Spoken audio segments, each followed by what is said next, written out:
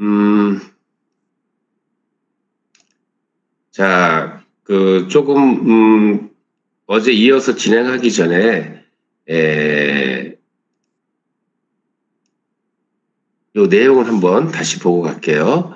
자, 그래서 우리가 이제 그 손바닥 주름이라는 것이 사실 있어요. 여러분들, 손바닥에 이제 주름들이 있는 걸 볼 수 있습니다. 그래서, 이것이 이제 어떻게 보면 이제 역학, 역술 쪽에서는 이제 그 사람의 본인의 운명론을 얘기하는 경우가 있지만, 우리는 이제 기능적으로 이제 봐야 돼요. 왜 손바닥 주름이 있는지를. 자, 그러면 첫 번째는 손의 움직임 동안 피부가 접히는 곳을 표시하는 힌지, 경첩으로서의 작용을 하게 됩니다. 자, 그러면 여러분들이 이제 우리가 각 관절로 들어가겠지만은 MCP 관절을 움직였을 때 플렉션과 익스텐션 할 때, 특히 플렉션 할 때 접히는 지점을 볼 수가 있고, 그다음에 엄지를 우리 손가락 다른 세 번째, 네 번째, 다섯 번째 손가락으로 팁으로 갈 때 또 우리 접히는 부분을 볼 수가 있습니다. 그다음에 이제 또 오목함을 만들기 위해서 이렇게 손목의 주름들이 사실은 필요한 거예요. 그래서 이런 경첩으로 이렇게 작용을 할 수가 있습니다. 자, 그다음에 두 번째는 뭐냐면 미끄러지지 않고 잘 잡기 위한 손바닥 피부와의 부착을 증가시켜주는 기능을 가지고 있습니다. 그래서 이 두 개의 손바닥 주름의 기능을 여러분들이 한번 다시 보시길 바랍니다. 자, 옆에 그림을 보게 되면 이제 세나 에미넌스, 그러니까 우리가 그 엄지 쪽에 있는 근육 두덩이가 있어요. 여기 두덩이. 그 다음에 우리 새끼 쪽으로 가게 되면 이제 하이포테나머슬이 있습니다. 자, 이런데 이제 주름들이 이렇게 잡히는 거죠, 지금. 그 다음에 MCP를 하게 되면 이렇게 이제 주름이 잡히고. 그래서 결론은 손의 기능을 위해서 우리가 주름이 만들어진 거죠. 그래서 그런 손바닥 주름의 기능에 대해서 여러분들이 다시 정리를 좀 해주시길 바라고요. 자, 그 다음에 이제 교수님이 이제 또 하나의 이제 과제 중에 한번 여러분들한테 생각을 좀 해보고 오라 그랬어요. 자, 첫 번째는 뭐냐면은 이제 여러분들이 손바닥을 피면 아시다시피 이 손바닥을 피게 되면은 두 번째, 세 번째, 네 번째, 다섯 번째 손가락들의 방향은 같아요. 그런데 엄지 쪽의 손가락은 조금 뭔가 방향이 다른 거를 볼 수가 있어요. 자, 그래서 이 내용은 여러분들이 꼭 숙지를 하셔야 됩니다. 자, 첫 번째는 해박 위치를 보게 되면은 여러분들 손을 보게 되면 엄지가 거의 90도의 안쪽 돌림을 하고 있는 걸 볼 수가 있습니다.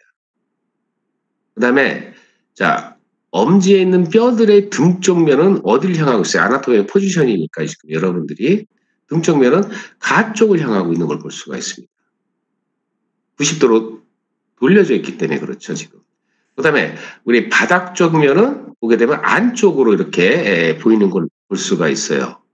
자, 그 다음에 노쪽 면은 앞쪽입니다. 자, 노쪽 면은 어디를 얘기하겠어요? 레디우스 쪽에 있는 것이 이제 노쪽 면이 되겠어요.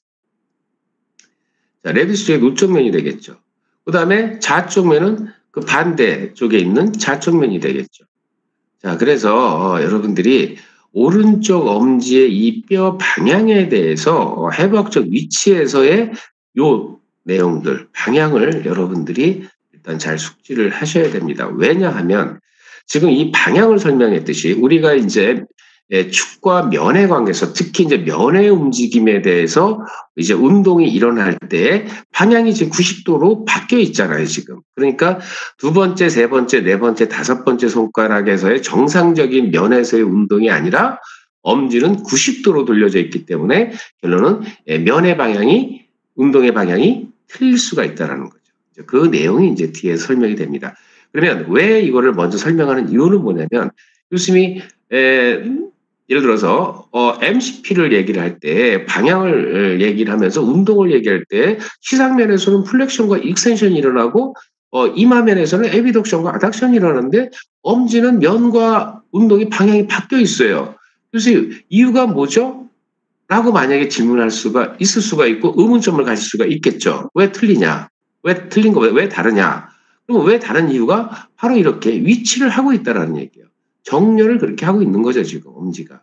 그러면 이렇게 엄지가 이렇게 정렬을 할 수 있는 이유 중에 하나는 가장 뭐겠어요? 우리가 지금 손을 배우면서 리스트, 자, 리스트가 아니라 핸드를 배우면서 가장 중요한 이유가 뭐가 있겠습니까?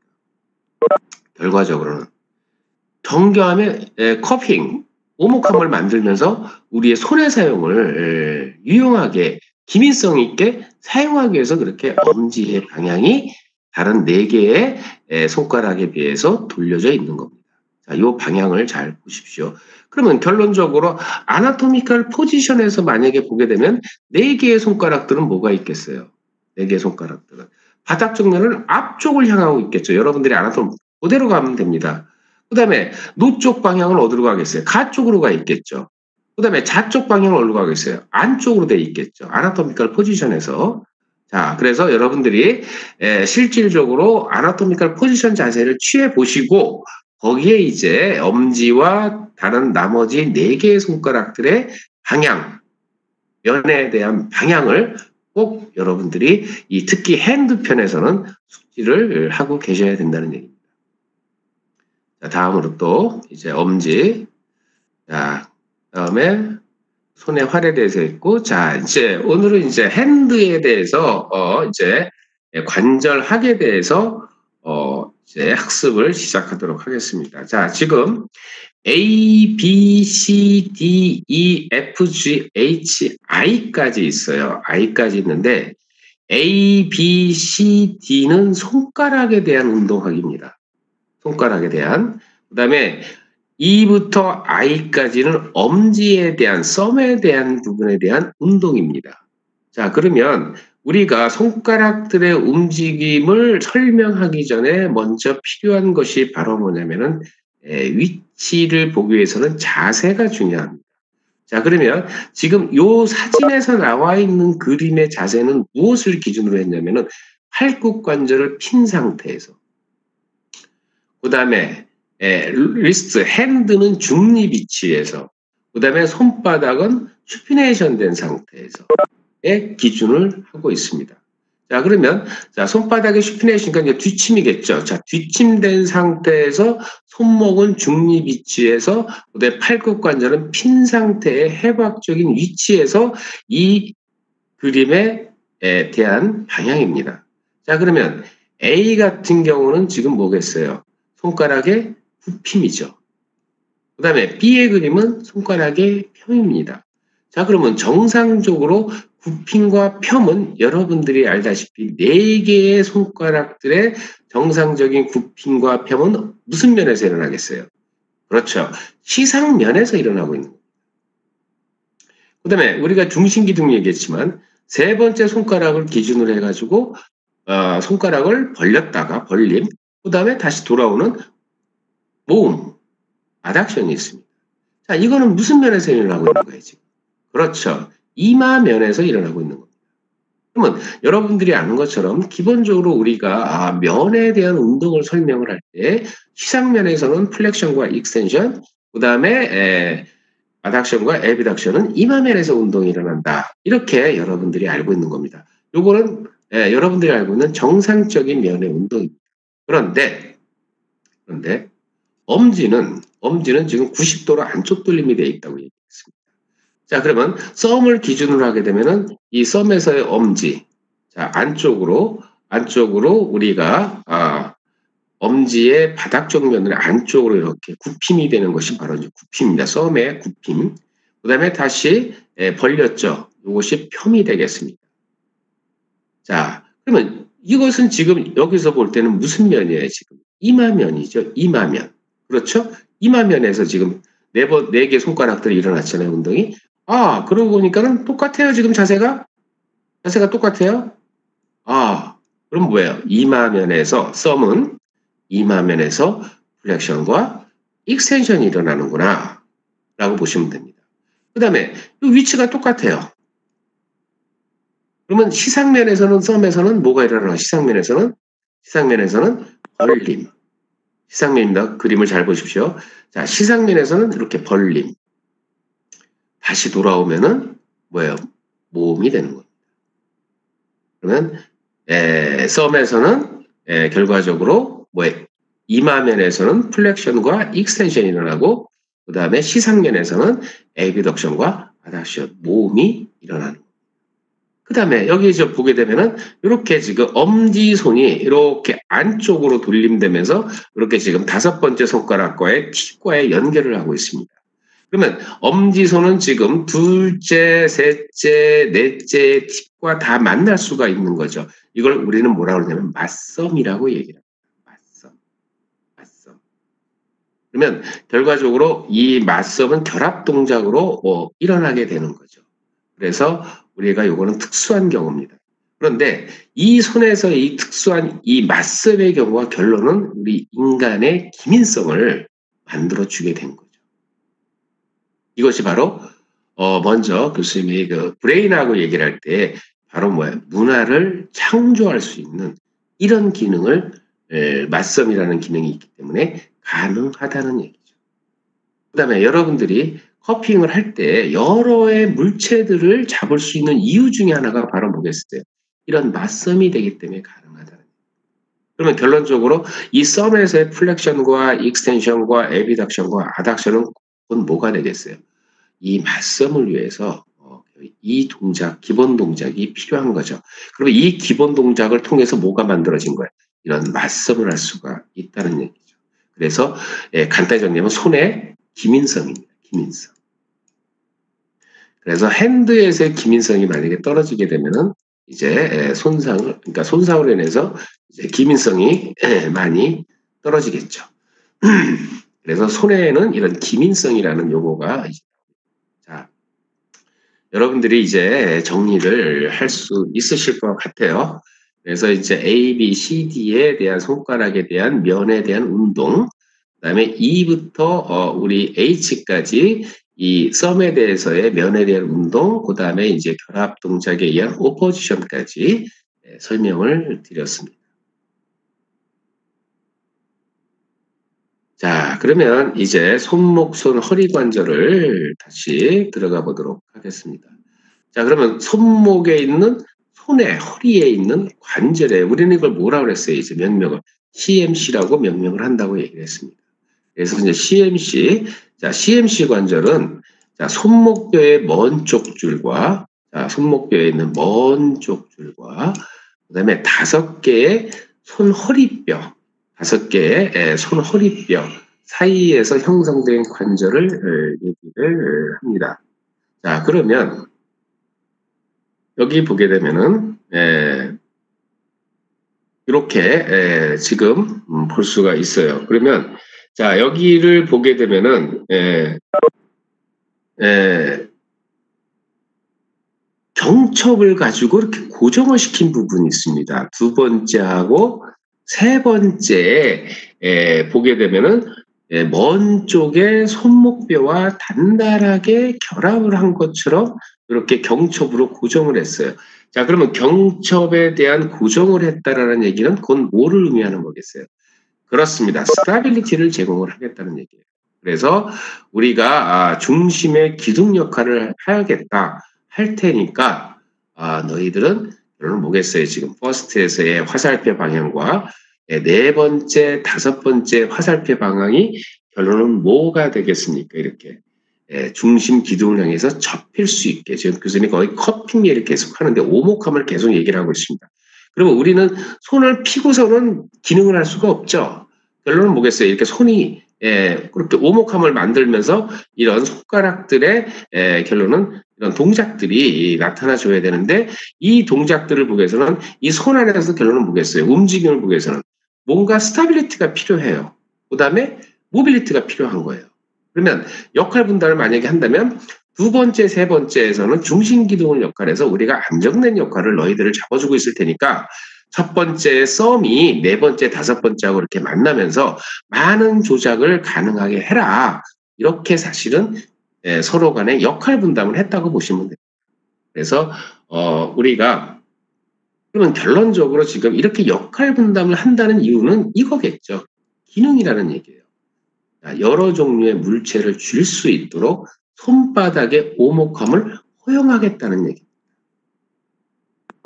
그러면 이 손 안에서의 스타빌리티와 모빌리티를 같이 함으로써 이런 기능들을 만들어낸 거죠. 자, 그러면 결론적으로 이런 기능들이 필요한 게 결론은 뭐가 있겠습니까? 다시 한번 설명드리지만. 자, 여러분들이 원통형의 컵을 잡을 때나 아니면 원통의 뭐 어떤 물체들을 여러분들이 잡을 때는 꼭 맞게 여러분들 또 뭐 공을 뭐 야구공을 잡는다든지 어쨌든 여러분들이 이런 원통형이나 이런 둥근 원형의 물체들을 잡기 위해서는 꼭 잡기 위해서는 이렇게 손바닥의 모양을 유지할 수 있어야 되겠죠. 그래서 결론적으로는 이 두 번째 집게 손가락과 가운데 손가락들의 스타빌리티를 제공하면서 결론은 첫 번째와 네 번째, 다섯 번째 손가락들의 이렇게 오목함을 만들면서 결론은 아까 말한 대로 손의 기민성을 우리가 동작을 할 수 있도록 만드는 겁니다. 만약에 이런 오목함이 사실은 이렇게 만들어지지 않는다 그러면 우리는 원시적으로 후쿠처럼 원시적으로 손을 사용할 수밖에 없을 겁니다. 그러면 여러분들이 한번 상상을 해보세요. 여러분들이 우리 후쿠라고 그러죠. 이렇게 후 모양처럼 이렇게 여러분들이 그냥 손가락만 가지고 이렇게 구부렸다 두 번째부터 다섯 번째 손가락까지만 구부렸다 폈다 할 정도 기능만 있다면 썸이 만약에 이런 기능도 없으면은 결론은 뭐예요? 후쿠처럼 아주 단순한 동작만이 가능할 거라는 얘기입니다. 자, 그래서 여러분들이 이 손목선 허리 관절에서의 요 그림을 다시 한번 잘 이해를 해주시기를 바랍니다. 자, 그 다음에 이제 둘째, 다섯째 손목선 허리 관절. 자, 이제 그렇다면은 이제 우리 관절학에서도 분류를 하게 됩니다. 썸은 따로 봐야죠. 그 다음에 둘째에서부터 다섯째 손목선 허리 관절까지는 같이 보게 됩니다. 그러니까 CMC도 마찬가지고 후에 MCP도 마찬가지고 썸하고 이제 네 개 손가락하고는 이제 분류를 해서 아마 설명이 이루어질 겁니다. 자, 그러면 둘째 CMC는 누구하고 관절을 했는지를 보면 되고요. 셋째 CMC 관절, 넷째 CMC 관절, 다섯째 CMC 관절은 누구랑 관절하고 있는지를 이제 보시면 됩니다. 자, 여기 이제 그림은 없지만 한번 볼게요. 자, 둘째 손 허리 바닥, 셋째는 셋째 손 허리 바닥. 다 누구랑 만나겠어요? 다. 자, 손 허리 바닥 허리뼈 바닥하고 다 만나겠죠. 자, 그 다음에 둘째는 뭐가 있겠어요? 작은 마른 뼈와 이 먼 쪽 관절면 및 알머리뼈와의 와 큰 마른 뼈의 먼 쪽 면의 일부와 관절을 이렇게. 셋째는 알머리뼈의 먼 쪽 관절면하고 형성된 관절. 넷째는 갈고리뼈의 먼 쪽 관절면 및 알머리뼈의 일부. 그 다음에 다섯째는 제일 끝에 있죠. 갈고리뼈의 먼 쪽 관절면 사이에서 형성된 관절입니다. 이렇게 여러분들이 카팔본과 그렇죠? 카팔본과 손 허리뼈의 바닥의 면과의 관절을 이루고 있는 겁니다. 그래서 여러분들이 이 관절을 구성하는 이 뼈들 어디 손목뼈하고 만나는지에 대해서 여러분들이 요거는 암기를 좀 해주시기를 바라겠습니다. 자, 그러면 어쨌든 여러분들이 몸쪽 줄에 있는 손목뼈와 그다음에 먼 쪽 줄에 있는 손목뼈, 그다음에 노 쪽과 좌 쪽에서 있는 손목뼈들의 배열 순서가 바뀌면 안 되죠. 뼈의 순서가 바뀌면 안 됩니다. 그래서 먼 쪽 줄에 있는 뼈의 이름과 순서와 그다음에 먼 쪽 줄에 있는 뼈의 이름과 순서를 여러분들이 혼돈하시면 안 됩니다. 거기에 이제 뭐를 갖다 얹으시면 되겠어요? 손 허리뼈를 갖다가 이제 얹으시면 되죠. 그것이 바로 이제 손목선 허리 관절이 되겠습니다. 자, 여기서 이제 우리가 간단하게만 설명을 하겠습니다. 책에는 많은 설명이 있지만은, 자, 우리가 주먹을 꽉 쥔다고 생각을 해보세요.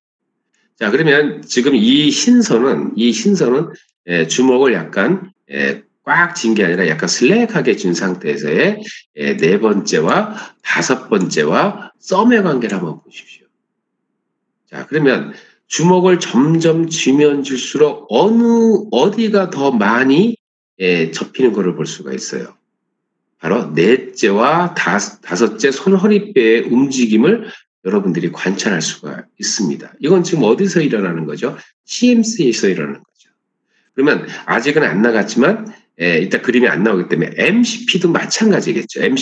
MCP도 마찬가지로 네 번째와 다섯 번째가 뭐야? 주먹을 좀 더 꽉 쥐면 쥘수록 네 번째, 다섯 번째 운동성이 더 많은 거를 볼 수가 있습니다.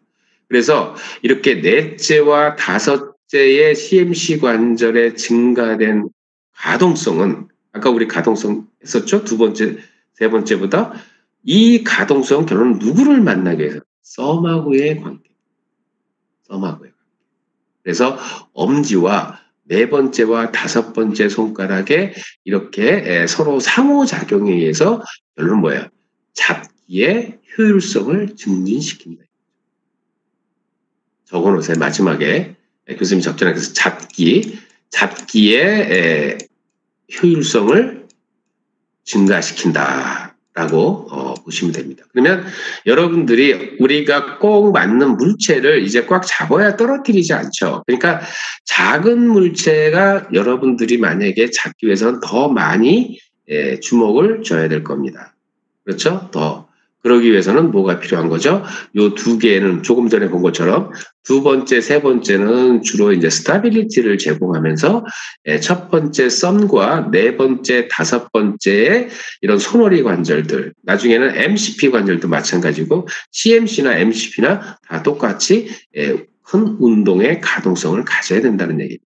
그래야 잡기의 효율성을 증진시킬 수 있다라는 얘기입니다. 자, 다음. 자, 그러면 이제 조금 전까지는 두 번째에서 이제 다섯 번째의 손목, 손, 허리 관절을 봤으니까 지금은 이제 뭘 봐야 되겠습니까? 썸을 봐야 되겠죠. 썸. 엄지를 봐야죠. 엄지. 자, 엄지의 CMC 관절은 자, 정렬을 보세요. 첫째 손가락 선의 바닥 부인 손 허리뼈와 어디요? 큰 마른 뼈 사이에 위치를 하고 있습니다. CMC 관절. 그렇죠? 그래서 트라페지움에 위치하고 있는 것이 바로 엄지의 손목선 허리 관절입니다.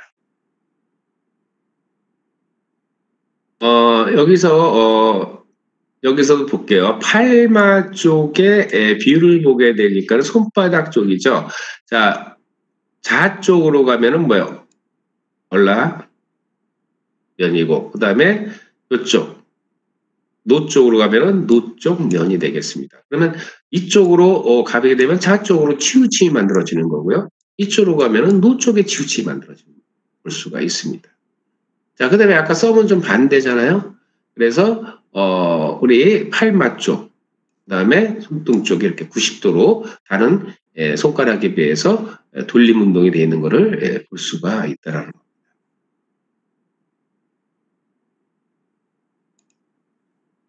자, 다음에 우리가 이제 엄지의 손목선 허리 관절에 있는 이제 관절 주머니와 인대를 먼저 볼게요. 자, 그러면 우리가 보게 되면 엄지 쪽에서의 썸에서의 보게 되면은 이제 우리가 인대들이 이렇게 관절 주머니하고 이렇게 구성이 되어 있습니다. 자, 그런데 그러면 인대들과 관절 주머니의 기능이 먼저 뭐냐를 한번 볼게요. 자, 어떤 기능이 있겠어요? 첫 번째. 관절 동작의 크기와 방향에 대한 조절. 아마 꼭 손목의 손허리 관절에 있는 관절 주머니와 인대들만은 아니죠. 우리가 또 카팔본에서도 얘기를 했듯이 바로 이제 관절 동작의 크기와 방향에 대한 조절을 이제 하게 됩니다. 그런 이제 수동의 장력값들이겠죠. 자, 그 다음에 관절의 정렬과 안정성을 유지를 해줘야 돼요. 그 다음에 세 번째는 활성된 근육에 의해 생성된 힘들을 분산을 시켜줘야 되는 기능을 가지고 있어야 됩니다. 자, 그 중에서 여러분들의 먼저 슬라이드에 이제 교수님의 그 편은 좀 교수님이 삭제를 했어요. 그 내용이 좀 상이한 면이 있어서 삭제를 좀 제가 교수님 했습니다. 그거는 다시 정리를 해보도록 할게요. 자, 여기서 이제 오늘 얘기하고 싶은 거는 포스테리오 오빌리퀴 리가멘트하고 그다음에 레디알 콜렉터럴 리가멘트에 대해서 설명을 하겠습니다. 지금 여기 보게 되면 인터메타카팔 리가멘트, 얼라 쪽에 콜렉터럴 리가멘트, 그 다음에 안테리어 오빌리크 리가멘트. 그래서 하나, 둘, 셋, 넷, 5개가 있는데 우선 중요한 두 가지의 리가멘트에 대해서 설명을 하도록 할게요. 자, 포스테리어 리가멘트하고 오빌리크 리가멘트하고 그다음에 레디알 콜렉터럴, 레디알 쪽에 있는 이 측부인대죠, 측부인대. 자, 측부인대하고 이 뒤쪽에 있는 이 사선으로 돼 있는 이 두 개의 리가멘트의 가장 큰 특징은 뭐가 있겠습니까? 큰 마른 뼈를 기준하고 있다는 것이 첫째, 몸 쪽에 부착 부위를 갖고 있다는 것이 첫째 이유입니다. 자, 그 다음에 그러면 노 쪽에 겨딘대는 결론적으로 큰 마른 뼈의 노 쪽 면에 가서 붙어 있을 것이고, 그 다음에 레디알 쪽의 콜렉터럴 리가멘트는 주로 뭐겠어요? 노 쪽에 큰 마른 뼈가 뒤쪽이잖아요, 지금. 요 포스테리어 오빌리큐 리가멘트는 뒤쪽이잖아요. 뒤쪽에 있으면서 결론은 뭐겠어요? 노 쪽에 모서리에 가서부터 시작을 하는 것이 바로 포스테리어 오빌리큐 리가멘트입니다. 그 다음에 중요한 거는 이제 어디에 가서 붙겠어요, 이제? 썸에 가서 붙겠죠. 썸에 가서 어디에 가서? 손 허리뼈 바닥 쪽에 가서 이제 붙게 될 겁니다. 그래서 이제 오리진과 인설션. 결론은 뭐겠어요? 지금 CMC니까는. 자, 우리가 트라페지움. 자, 큰 마른 뼈하고 결론은 손 허리뼈에 가서 이제 부착이 돼 있는 리가멘트들입니다. 자, 그런데 이 두 개가 지금 중요한 것 중에 하나가 뭐냐면은 CMC 관절의 1차적인 안정자 역할을 한다는 거죠. 1차적으로 안정자 역할을 하게 되고, 그 다음에 비교적 여기 보게 되면 이제 좀 두껍고 강한 인대를 구성하고 있습니다. 성분이 좀 두껍고 강해요. 자, 그 다음에 더 중요한 게 뭐냐면 감각의 수용기들이 상당히 가지고 있다는 거예요. 자, 왜 특히 포스테리어 오빌리큐하고 레디알 쪽의 콜렉터럴 리가멘트는 감각 수용기를 많이 가지고 있어야 될까요? 많이 가지고 있어야 되는 게 아니라 많이 이제 분포가 된 이유가 뭘까요? 한번 여러분들이 한번 생각해 보세요. 그러면 이 감각 수용기라는 게 도대체 무슨 역할을 하냐 이거죠. 자, 여러분들이 이제 우리가 이제 운동이 아닌 감각입니다. 감각 수용기들은 주로 뭐냐면 일단은 아마 위치에 대한 감각을 담당하는 수용기들, 그 다음에 운동을 담당하는 수용기들이 많이 분포되어 있다는 것을 의미할 수가 있습니다. 자, 그러면 결론적으로 내가 이 썸을 움직일 때 굉장히 기민성 있게 움직이기 위해서는 결론은 감각에 대한 수용기들이 많이 분포되어 있음으로써 기민성을 향상시킬 수가 있다는 거죠. 민첩할 수 있다는 얘기죠. 감각이 무디면 그만큼 뭐겠어요? 우리의 손놀림에, 우리 손재주라고 그러잖아요. 이 손재주, 이 빠른 기민성 있는 이런 움직임이 적어질 거라는 거죠. 그렇게 본다면은 교수님이 한번 언급을 했을 겁니다. 한국 사람들의 문화에서 보게 되면은 식사 문화에서 주로 이제 포크형의 문화보다는 주로 우리는 젓가락 문화라고 얘기를 했습니다. 젓가락 문화에서도 긴 것도 아닌 가장 짧은 젓가락을 쓰면서도 또 뭐를 가지고 있냐면은 쇠젓가락을 쓴다는 거예요. 쇠젓가락은 나무젓가락에 비해서 굉장히 미끄러지기 쉬워요. 그러면 결론적으로 이렇게 감각 수용기를 가지고 움직이는 썸의 기민성을 우리 한국 사람들은 굉장히 뭐예요? 아주 난이도가 높은 이 젓가락을 사용하고 있다는 건 곧 뭐를 의미하겠어요? 그만큼 감각 수용기들에 대한 이런 민감한 반응을 결론은 뭐겠어요? 콜텍스에서의 반응을 나타낼 수도 있어요. 그러니까 한국 사람들이 손재주가 좋고 머리가 좋다는 말이 그래서 나올 수도 있을 겁니다. 왜? 우리 첫 번째 얘기했듯이 이 손은 항상 뭐예요? 브레인과의 아주 밀접한 상호작용 관계를 가지고 있기 때문에 그렇습니다. 그래서 우리가 특히 포스테리어 오빌리큐 리가멘트하고 레디알 쪽의 콜렉터럴 리가멘트에 그런 감각 수용기들이 많이 가지고 있다. 그 다음에 또 관절을 또 보호를 해야 되는 그런 의무도 있는 거예요. 지금 두 개의 리가멘트들이.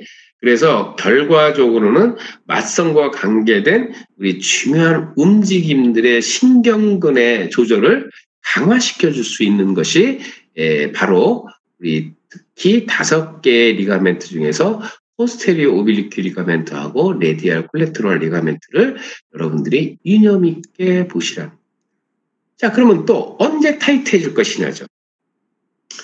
자, 맞섬할 때 타이트해 줘야죠. 자, 맞섬할 때 타이트해 줘야 신장돼야죠. 자, 그래야 수용기들도 작동을 하겠죠. 그다음에 굽힘, 그다음에 벌림 시에 팽팽해지게 됩니다. 타이트해진다는 얘기죠. 그래서 신장력을 갖게 되는 특징들이 있습니다. 자, 이렇게 지금 얘기한 자, 두껍고 강한 인대의 성분을 갖고 있으면서 감각 수용기들이 상당히 가지고 있으면서 고유 감각이라는 것을 우리가 의식하지 않아도 되는 고유 감각 수용기들이 많이 분포돼 있고, 그다음에 이제 우리가 맞섬이라든지 굽힘할 때라든지 벌림 시에 타이트해지면서 신장력을 가지면서 결과적으로 뭐겠어요? 맞섬된 CMC 관절들의 1차적으로 스타빌리티를 제공하게 될 수 있다라는 얘기입니다. 그래서 2개의 리가멘트에 대해서 좀 설명을 드렸습니다. 그러면 결론적으로 이 5개의 리가멘트들은 이 3가지의 이런 기능들을 할 수 있으면서 조금 더 특이하게 2개의 리가멘트가 다른 리가멘트에 비해서 이런 기능들을 더 가지고 있다. 특히 고유 수용성 감각을 많이 함유하고 있다는 것이 이제 아마 여러분들이 구교재보다는 이제 신교재 개정된 교재 내용에서 다시 삽입된 내용입니다. 그래서 이 2개의 리가멘트를 설명을 드렸습니다. 자, 물론 이제 앞쪽에 있는 리가멘트들 같은 경우는 이제 맞섬이나 굽힘이나 벌림 시에는 앞쪽에 있으니까 좀 느슨해지고, 언제 타이트해지겠어요? 안테리어 쪽은 펴물했을 때가 가장 타이트해지게 됩니다. 자, 그런 내용 하나 여러분들이 보시고, 그리고 좌쪽에 있는 거는 또 반대가 되겠죠. 얼라 쪽에 있는 거는 결론적으로 벌림과 펴 시에 좀 더 팽팽해질 수 있는 그런 역할을 할 수 있는 것이 바로 또 우리 얼라 쪽에 있는 겁니다. 그 다음에 우리 또 인터메타카팔 리가멘트. 자, 손 허리뼈 사이인데의 리가멘트들은, 여기에 있는 리가멘트들은 언제 타이트해지겠어요? 벌림과 맞섬, 굽힘, 벌림 시에 타이트해지게 됩니다. 그래서 이렇게 신장되는 거를 지금 간단히 얘기를 했어요. 그래서 안테리어 쪽에 있는 오빌리퀴에 있는 리가멘트, 안테리어 쪽을 언제요?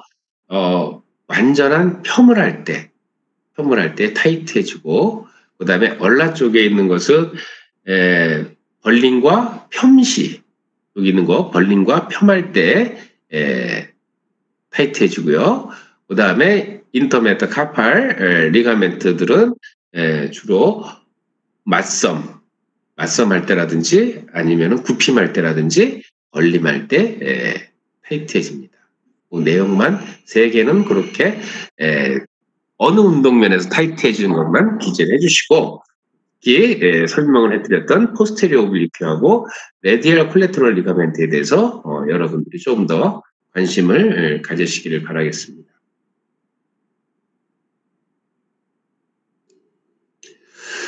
자, 그 다음에 이제 썸에서의 이제 안장형 관절 구조를 가지고 보겠습니다. 자, 엄지, 계속 누차 말씀을 드렸어요. CMC 관절은 전형적인 무슨 관절이요? 새들 조인트, 안장 관절이라고 얘기를 했습니다. 자, 우리 이제 2번째 나오는 안장 관절이 되겠습니다. 자, 그러면, 자, 이제 그림을 통해서 여러분들이 보게 되면은, 자, 우리 새들 조인트는 결과적으로 이제 한 관절면에, 볼록과 오목을 같이 갖고 있는 특징을 갖고 있는 관절면이죠. 자, 그래서, 우리가 이제, 가로지름에 대해서. 자, 그러면, 여기 지금 우리 큰 마른 뼈가 있습니다. 자, 큰 마른 뼈가 세로지름을 보게 되니까는, 뭐가 되겠어요? 일반적으로, 자, 세로지름을 볼까요? 세로지름 컨케이브입니다.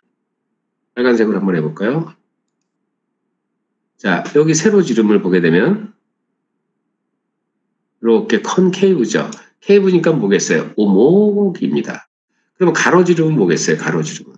그럼 반대쪽에 뭐겠어요? 세로 지르면은 오목하니까 반대쪽에서는 볼록하겠죠.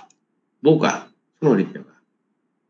자, 그 다음에 가로지름을 보게 되니까는 여기는 볼록이 되겠죠. 여기는 반대는 이제 오목이 될 겁니다. 자, 그러면 큰 마른 뼈에 대해서 메타카팔 이 움직일 때 결론은 이제 운동 형상학이라는 게 나옵니다. 자, 그래서 일단은 CMC 관절은 새들 조인트로 되어 있으면서 세로지름의 컨벡스, 컨케이브, 컨벡스 관계, 그 다음에 반대쪽의 관절면에 손목뼈의 컨벡스와 컨케이브 관계. 그래서 요거를 여러분들이 머릿속에 넣으셔야죠. 세로지름과 가로지름이 혼동되지 않게. 그래서 우리가 세로지름을 보게 되면 이렇게 오목의 형태를 갖추고 있고, 그 다음에 가로지름은 이렇게 측에서 봤을 때 볼록의 형태를 갖추고 있다. 뭐 이렇게 안장을 비유를 한 겁니다. 자, 그러면 요거는 이제 이해를 돕기 위해서 비유한 거고, 여러분들이 이제 아셔야 될 거는 바로 이런 내용이 되겠죠. 바로 이런 내용이 되겠죠. 자, 그래서 큰 마른 뼈만 기준하시면 되겠죠. 큰 마른 뼈를 기준으로 해서, 자, 세로지름에 대해서는 오목하다. 세로지름에 대해서는 오목하다. 그 다음에 가로지름에 대해서는 볼록하다. 맞은편에는 관절면과의 일치를 하기 위해서는 이제 세로지름의 결론 오목이 반대쪽에서는 볼록의 형태가 돼야 관절면의 일치를 가져올 수가 있겠죠. 자, 이 내용.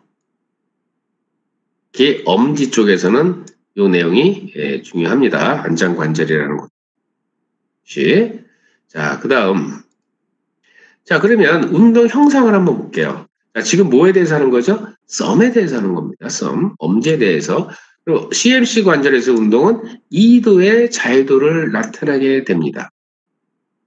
그럼 뭘 나타나게 되겠어요? 시상면에서는 벌림과 모음이 나타나고, 이마면에서는 굽힘과 펴이 나타나죠. 어디서? 엄지에서. 엄지에서. 엄지. 교수님이 지금 그냥 운동 형상만 이런데 지금 우리 편은 뭘 배우고 있는 편이죠? 지금은 엄지예요, 엄지. 엄지에 대한 CMC예요. 그래서 시상면에서는 벌림과 모음, 이마면에서는 굽힘과 펴 이렇게 나타난 거죠. 자, 그러면 이 표를 잠깐 볼까요? 자, 그러면 에비덕션 정리를 한 겁니다. 에비덕션과 아덕션이 있어요. 자, 무슨 면의 움직임이요? 벌림과 모음은? 그렇죠. 세지탈 플랜이었네요. 세지탈 플랜. 축은 무슨 축이 되겠어요? 세지탈 플랜이니까. 메디알과 라테랄, ML축이 됐네요. 그러면 축과 면은 여러분들이 잘 아시죠? 아시는데 이제 썸에서는 뭐가요? 다시 강조하지만 운동이 바뀌었어요. 모션이. 요거를 잘 주의 있게 보시라는 거예요. 자, 그 다음에 조인트를 볼까요? 조인트. 자, 조인트를 보게 되면은 뭐가 되겠어요? 조인트에. 자, 조인트의 모양을 한번 보세요. 아까 자, 여기 보게 되면 트라페지움의 면은 뭐가 됐어요? 아까 오목했잖아요. 오목. 그죠? 그 다음에 뭐를 기준으로 하는 거죠? 지금 세로축을. 자, 그 다음에 메타카팔에서는 뭐가 되겠어요? 볼록했어요. 볼록.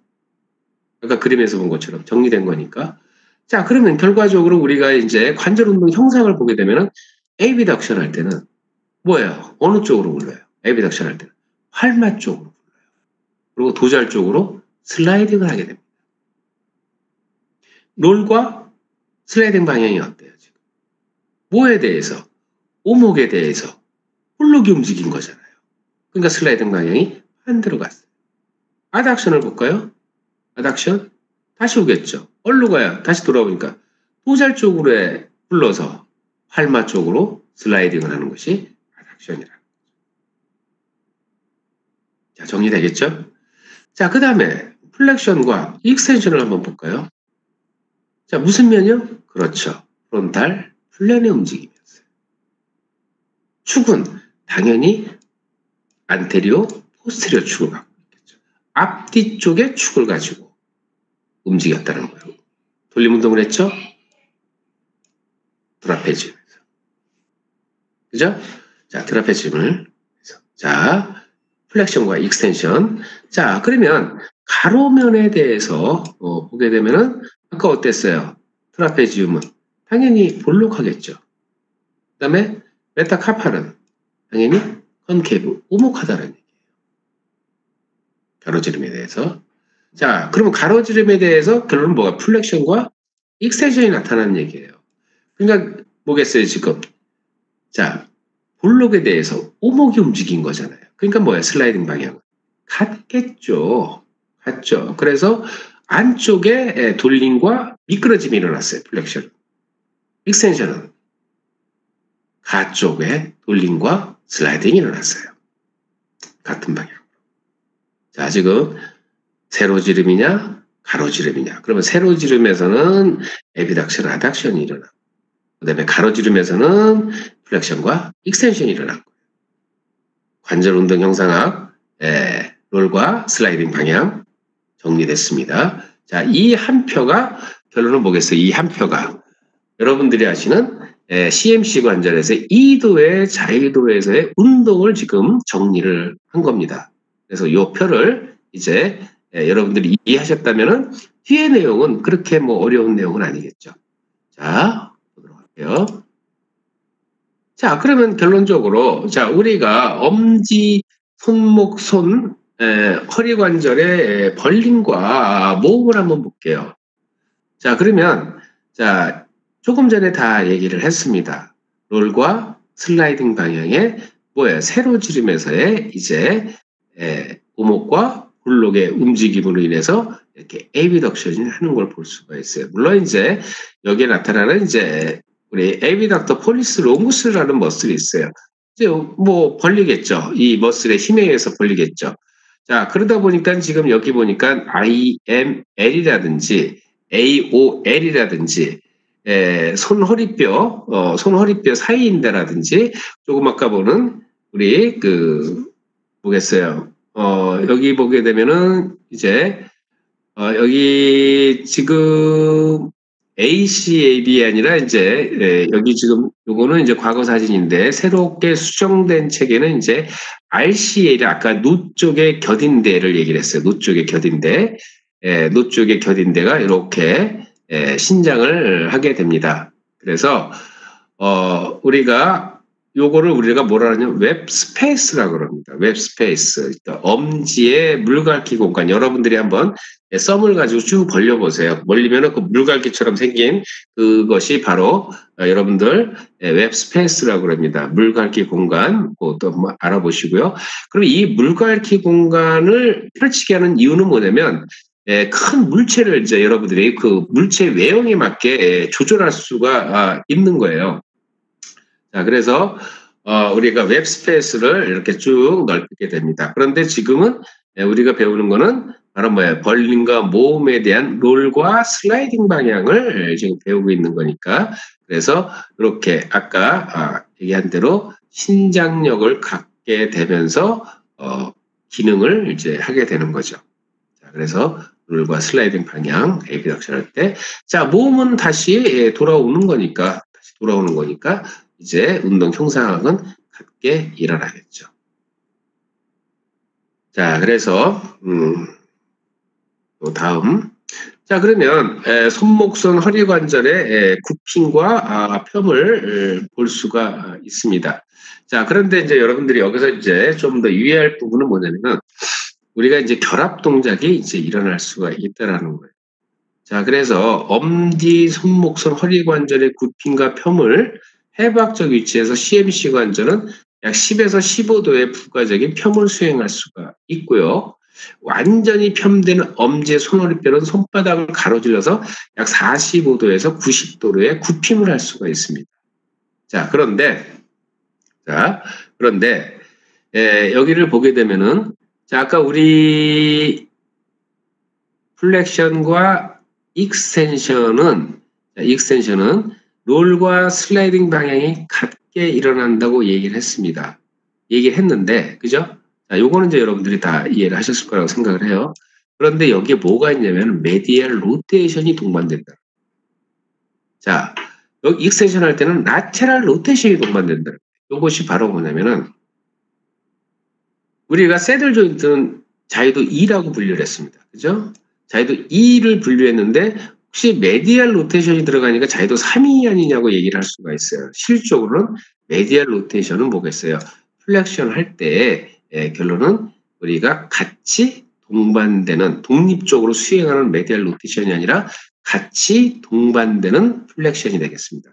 플렉션을 하면서 같이 뭐예요? 자동적으로 축돌림이 일어나는 거예요, 지금. 그래서 플렉션에서는 메디얼 로테이션이 같이 일어나고 라테럴 로테이션, 익스텐션에서는 라테럴 로테이션이 일어나는 거예요. 그러면 원칙적으로는 새들 조인트는 자유도 2를 가지면서 운동면을 허용하지만 우리가 이렇게 결합 동작을 통해서 만들어질 수 있는 게 바로 뭐 때문에 그러겠어요, 사실은? 맞섬 때문에 그런 거죠, 맞섬 때문에. 맞섬 때문에. 자, 그러면, 자, 오포지션 됐어요. 그러면 다시 돌아올 수 있는 익스텐션은 리포지션이 돼야 되겠죠. 리포지션이. 그래서 실제로 이런 축돌림을 필요로 한 거예요. 아주 특수한 경우죠. 이런 것이 바로 여러분들 SC 조인트에서 바로 그거였잖아요. 지금 우리가 스케플라를 움직일 때 SC 조인트에서 바로 뭐가 있었어요? 센트럴 조인트지만 뭐가 이루어졌어요? 바로 후방에 돌림이 일어났잖아요. 뒤쪽 돌림이 일어났잖아요. 약 35도 정도. 그죠? 코노이드 리가멘트에 의해서 35도 정도, 뭐 35도 정도의 후방 돌림이 일어났어요. 이것도 이 돌림은 결론을 보겠어요. SC 조인트에서의 독립적인 운동이 일어난 게 아니라 같이 결합된 동반된 운동이었죠. 독립된 운동이 아니라서. 그래서 먼저 얘기했대로 새들 조인트의 관절면에서는 두 가지의 운동이 일어나지만 이렇게 기능적으로는 결론은 뭐겠어요? 기능적으로는 결론은 이렇게 같이 결합을 동작을 회전 동작, 돌림 동작을 같이 만들어내면서 결론은 손의 기능을 만들었고 결론은 SC 조인트는 ST 조인트, 스케플라의 움직임을 모션을 만들어낸 거예요. 자, 그래서 지금 이제 플렉션과 익스텐션에 대해서 여러분들이 지금 이제 학습을 하셨습니다. 자, 그러면 자 결과적으로 이제 이제 리가멘트는 여러분들이 이제 보시면은 뭐 아실 것 같고 그래서 이제 아까 말한 이제 플렉션 할 때 노 쪽에 겨딘 데들이 이렇게 신장되는 것을 볼 수가 있고 그다음에 여기 반대쪽 익스텐션 할 때는 운동을 허용하기 위해서 슬랙해지는 것을 볼 수가 있었습니다. 자, 그다음에 플렉션 할 때는 이제 아무래도 아까 우리 앞뒷 인대는 주로 과다한 펌시에 팽창한다고 그랬죠? 타이트해진다고 그랬죠? 그래서 펌시에 이렇게 타이트해지고 플렉션 할 때는 슬랙해지는 것을 볼 수가 있습니다. 자, 이런 내용들을 사진을 보면서 여러분 글을 보시면서 충분히 이해하셨을 거라고 생각을 합니다. 자, 다음. 자, 가장 중요한 것이 이제 엄지에서의 바로 이거죠. 맞선입니다. 자, 다시 이제 설명을 드리면 이렇게 자, 손에서의 짚기와 강력한 쥐기 동작의 효율성은 엄지의 맞선 능력에 달려 있겠죠. 그렇죠? 아까 교수님이 전제했듯이 인간의 가장 위대한 것 중에 하나가 바로 손의 사용이라고 얘기했습니다. 언어와 손. 지금은 우리가 이제 핸드 표현을 하니까 자, 손의 사용입니다. 그것이 가능할 수 있는 게 바로 뭐냐면은 바로 이제 오포지션, 맞섬이 가능하기 때문에 그렇다는 얘기예요. 그다음에 CMC 관절의 최대의 적합성과 안정성을 증진시키는 건 그 요소는 누가 있겠습니까? 첫 번째, 인대가 있겠죠. 우리 인대 지금 알아봤죠? 인대들이 있단 말이에요. 자, 인대들이 있고 두 번째 뭐가 있겠어요? 이제 앞으로 배울 근육이 있겠죠. 근육의 힘.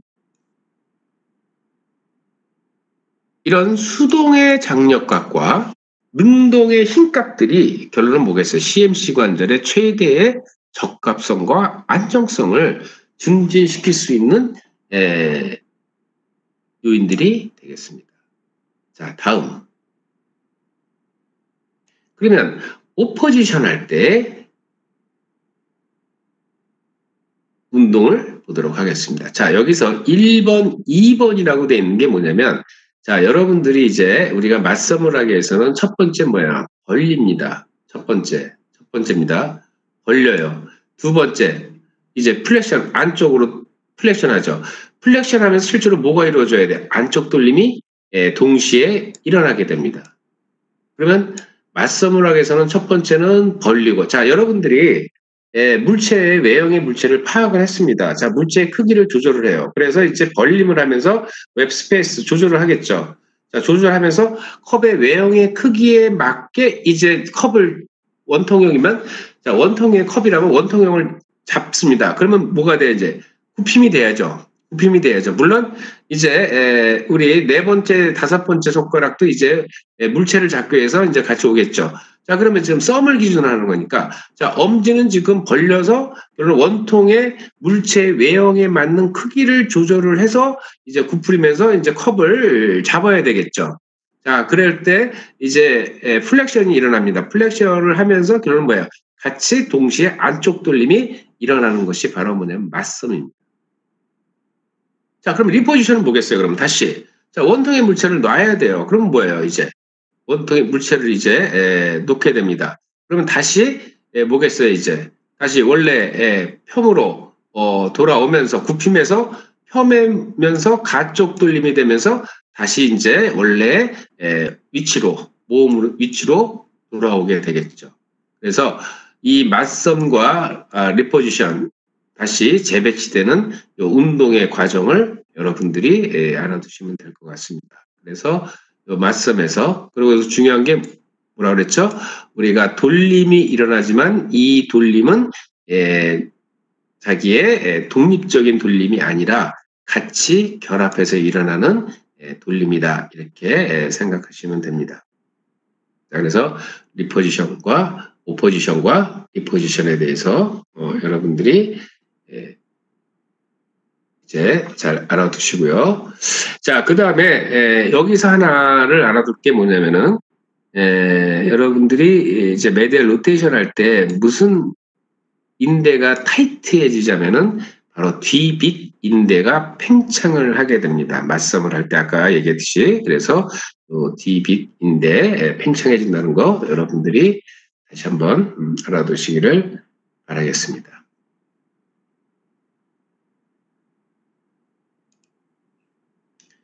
자, 그 다음에 이제 나올 수 있는 게 바로 뭐겠어요? 이제 MCP가 나옵니다. MCP.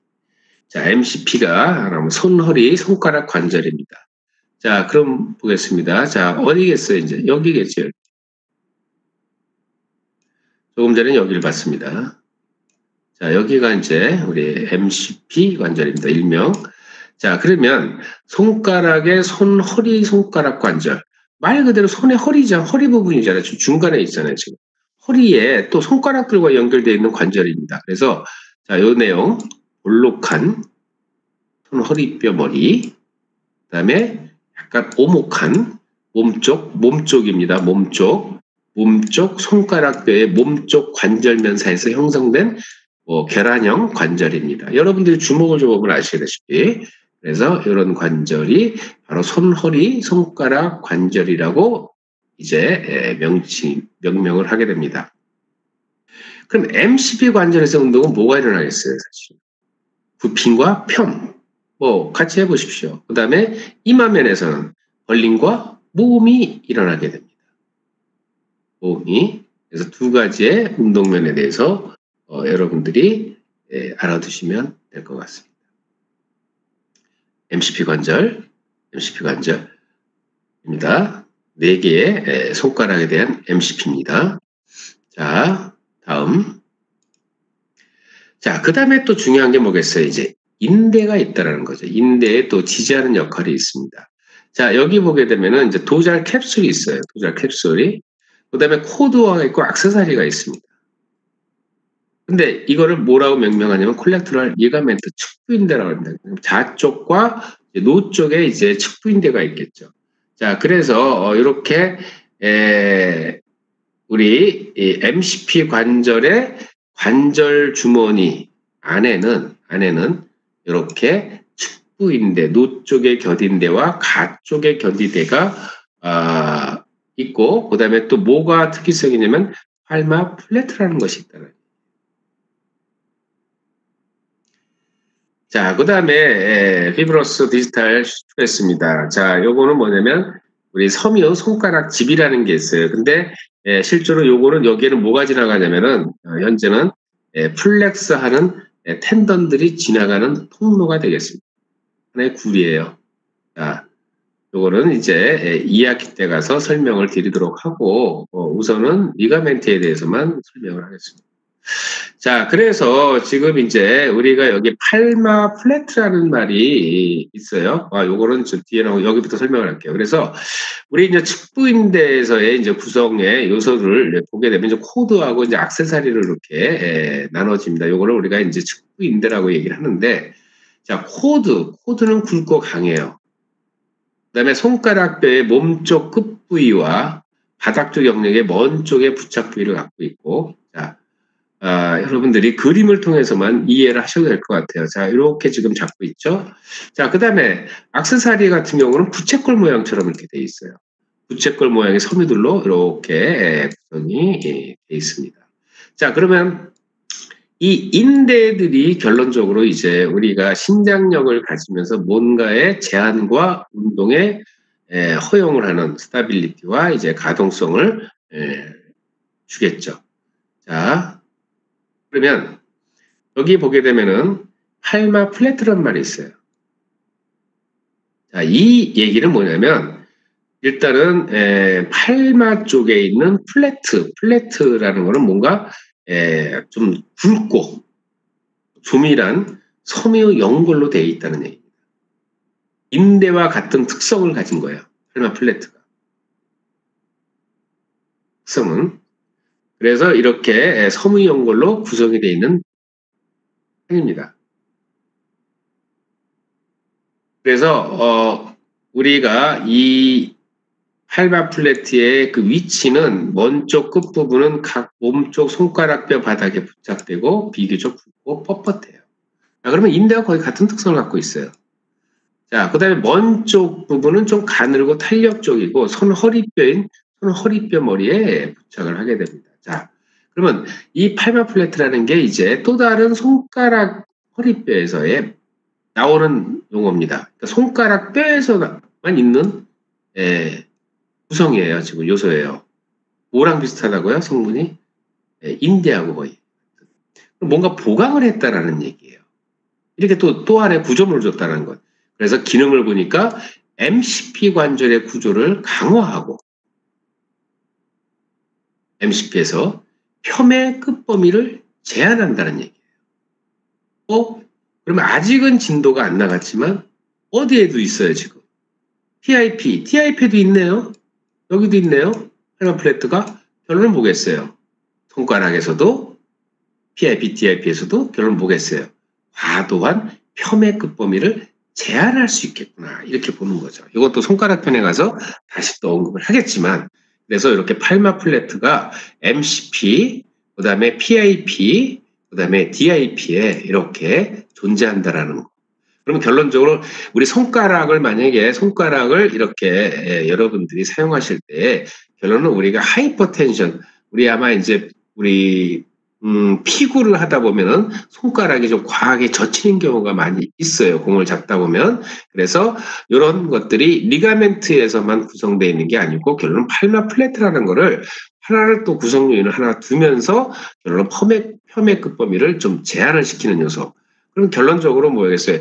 만약에 여기에 어떤 충격량이 오게 되면은 결과적으로 손상을 입을 수도 있다라는 얘기죠.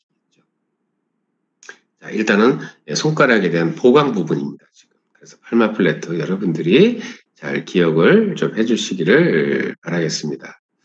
그래서 우리가 여기 또 리가멘트들과 팔마 플래트 봤고요.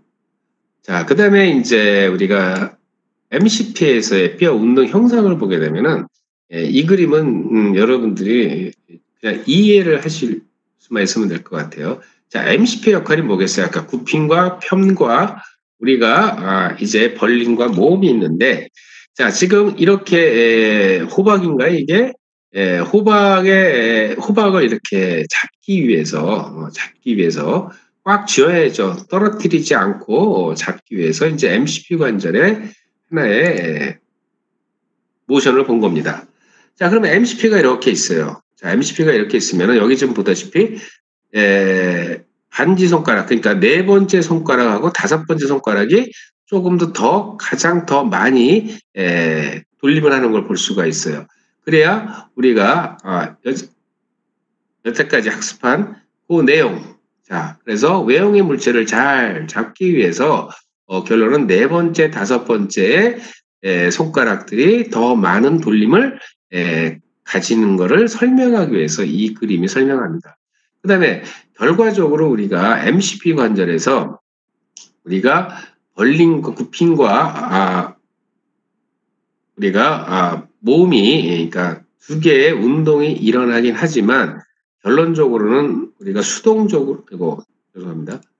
수동적으로도 결과적으로는 이런, 자, 여기 관절로 보게 되면은 뭐 여러분들 뭐 앞뒤 방향이라든지 뭐 때로는 뭐 트랙션이 되는 분도 있고 때로는 컴프레션 되는 분도 있고 뭐 손가락의 여러 가지의 방향성을 제시를 하겠죠.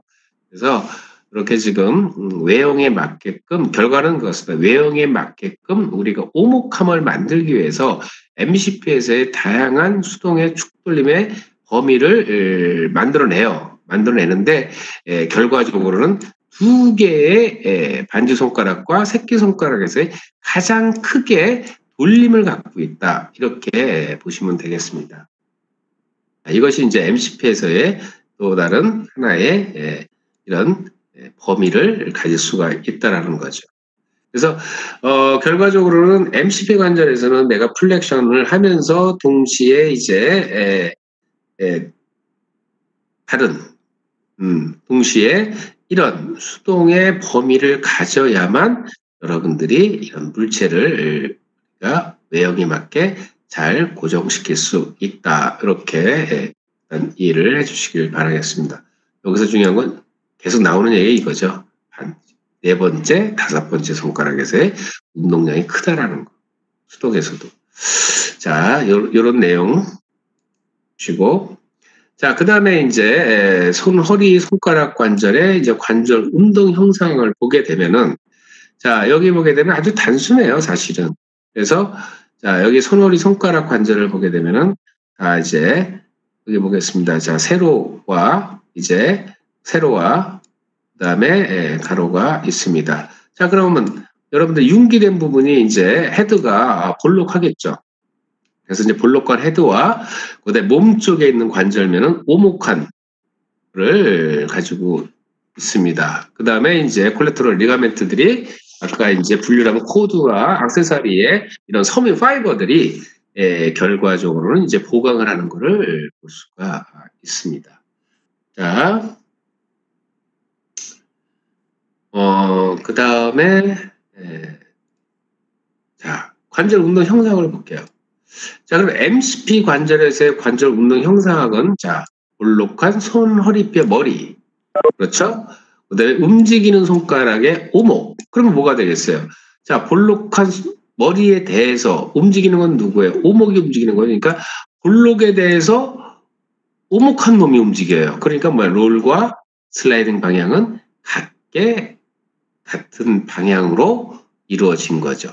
자, 그런데 자, 이거는 뭐 여러분들이 아실 거라고 생각해요. 자, 그런데 여기 도잘 캡슐과 그 다음에 레디오 콜레테럴 리가멘트 중에서는 이제 코드 파이버가 결론은 이렇게 신장하는 걸 볼 수가 있습니다. 자, 신장 방향을 잘 보세요. 자, 도잘 캡슐은 이렇게 해서 그 다음에 레디오 콜레테럴 특히 코드에 있는 파이버는 이렇게 압박을 하고 있는 걸 볼 수가 있어요. 결론 뭐겠어요?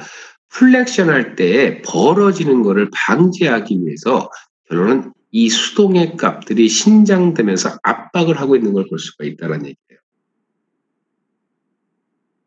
그래서 또 하나는 뭐가 있겠어요? 이제 몸쪽 손가락뼈가 바닥 쪽 방향으로 구부러지기, 그러니까 롤과 슬라이딩을 할 때 결과적으로 뭐였어요? 관절면의 접촉력을 견고하게 하는 역할을 하는 거죠.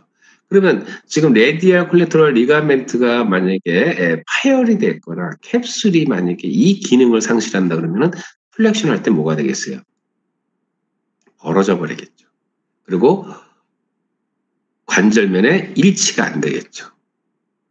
그러면 이제 손상을 입게 된다는 얘기예요. 그래서 우리 두잘 캡슐과 레디얼 콜레테럴 리가멘트가 자 이렇게 플렉션 할 때 우리 아까 경첩 아까 여러분들 문에 붙어있는 경첩 보듯이 경첩이 견고하게 붙어 있어야 되잖아요. 그래서 문을 열 때나 닫을 때 결론은 그 사이에 고정되지 않으면 좀 더 벌어지겠죠. 그래서 언스타빌리티가 되겠죠. 그렇듯이 그러면 그렇게 경첩은 뭐 나사못으로 고정을 한다고 하지만 우리가 손가락에 움직일 때는 나사못으로 고정하는 게 아니라 결론 뭐겠어요? 도잘 캡슐이라든지 레디얼 콜레테럴 리가멘트의 코드 파이버라든지 이런 섬유의 수동 장력값을 가지고 결론은 견고하게 압박을 주면서 결론은 관절면의 일치를 할 수 있게 만든다는 겁니다.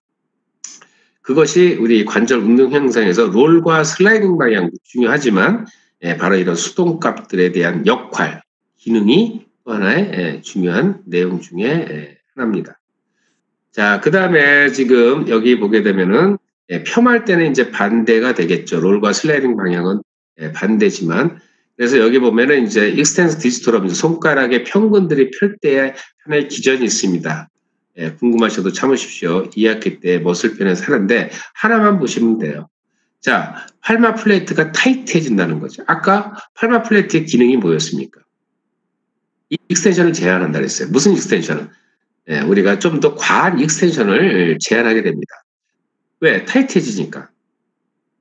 너무 범위를 허용하면 안 되겠죠. 익스텐션 할 때. 그렇게 되면은 손가락이 많이 뒤로 젖혀지게 되죠. 그 역할 중에 바로 팔마 플레이트가 있다라는 얘기입니다. 자, 근데 타이트해지는데 레디얼 콜레테럴 리가멘트는 어때요? 슬랙해지겠죠. 그러면 결과적으로 이쪽에 레디얼 콜레테럴 리가멘트에 있는 코드 파이버들은 뭐야? 플렉션 할 때 강하게 작용을 타이트해진다는 거죠. 그래서 강하게 작용한다는 거죠. 그러니까 우리가 결론적으로 우리가 주먹을 쥐고서 MCP 관절에서 여러분들이 한번 능동적으로 벌림과 모음을 할 때 폈을 때 벌림과 모음은 잘 되지만 손 플렉션 한 상태에서 벌림과 모음을 한번 해보려고 하십시오. 안 되잖아요. 지금 여러분들이 지금 즉석에서 해봐도 안 됩니다. 그 이유 중에 하나가 뭐가 있겠어요? 지금 얘기한 대로 이 콜레테럴 리가멘트의 코드의 부분이 강하잖아요. 그래서 완전히 굽힌 상태에서는 팽팽해지기 때문에 결과적으로 뭐겠어요? 우리가 펴면서보다는 굽힘할 때 발로 벌림의 운동, 모음이나 벌림의 운동을 제한시키는 이유 중에 하나라는 거죠.